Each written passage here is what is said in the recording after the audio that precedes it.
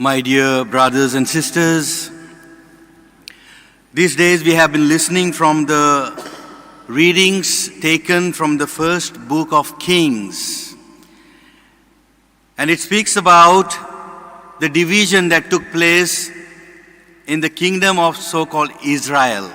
The 10 northern tribes get separated under the leadership of King Jeroboam, and the southern 2 tribes get separated under the leadership of King Rehoboam. And in today's first reading, we have heard that this Jeroboam is anxious about his people going for worship in the southern kingdom in the temple of Jerusalem. And that's why he meets his wise men in his kingdom and asks them their suggestion. And they suggest that you build 2 temples in your kingdom, but dedicated not to Yahweh. He falls back into the same sin of Aaron and makes 2 golden calves. One he places in Bethel, one he places in northern side of Israel in Dan. And people go and worship these golden calves and fall away from the one true Yahweh. And that's how sin enters into their lives, because they fail to worship the one true God. My dear brothers and sisters, we also fall prey to such worships. Saint Augustine once said or wrote in his book Confessions that our hearts are restless, O God, until they rest in you.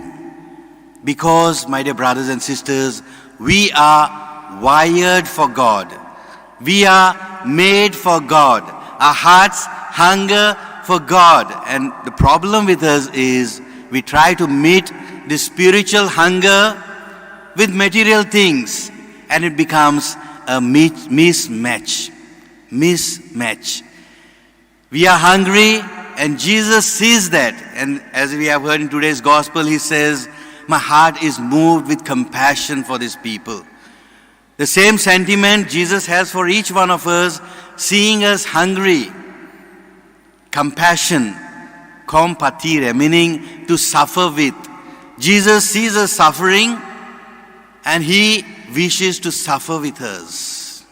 And that's why he says, my heart is moved with compassion. I have compassion for these people. And he moves in such a way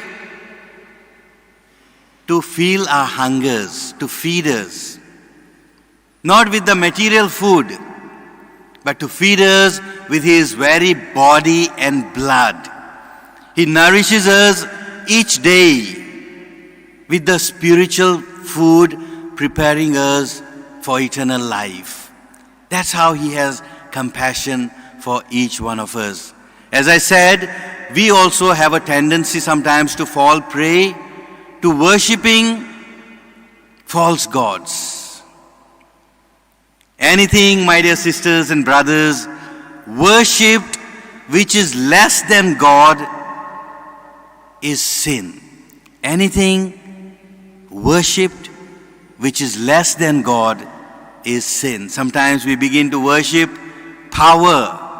We crave for more and more power in our lives. Sometimes we start worshipping our wealth, riches, to acquire more and more wealth. Sometimes pleasure in life becomes an object of our worship. All that matters for me is to have a good, comfortable, pleasurable life. Popularity. All these things can become of highest worth to us. And that's why we say, what is of highest worth to you? It should be God. And from that worship, we have this word worship. Our worship should remain purely only to the one true God. We are here in this place today around this holy saint, Saint Francis Xavier. His holy remains are here. He realized that in his life.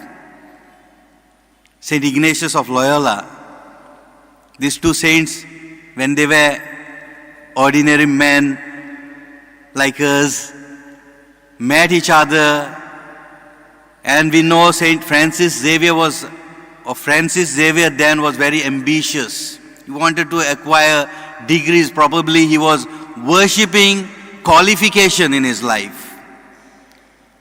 But Ignatius of Loyola, repeating the words of St. Paul, tells him, "My dear young man, what does it profit a man to gain the whole world but suffer the loss of one's soul?" These words sank into the heart and bones of this young man, Francis. And today, he is the patron of all the missionaries all over the world.